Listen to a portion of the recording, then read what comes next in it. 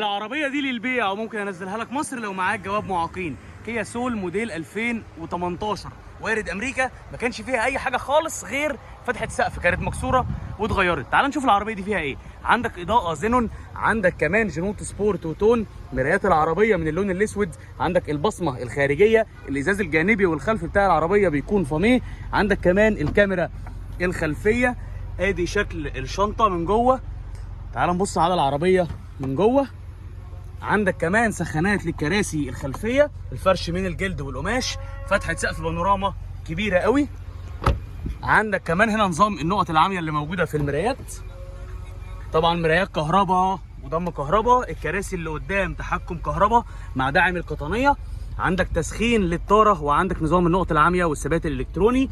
ادي العدادات. العربيه ماشيه 56,000 ميل. عندك شاشه بالنافيجيشن، وعندك سخانات للكراسي اللي قدام والستارت ستوب. وادي العربيه قدامك. طيب العربيه دي اجيبها لك لحد ميناء السويس في مصر بكام؟ ب 49,000 درهم اماراتي. لو مهتم بالعربيه دي اتصل بيا على الرقم اللي موجود على الفيديو او ابعت لي واتساب وانا اجيبها لك لحد ميناء السويس في مصر.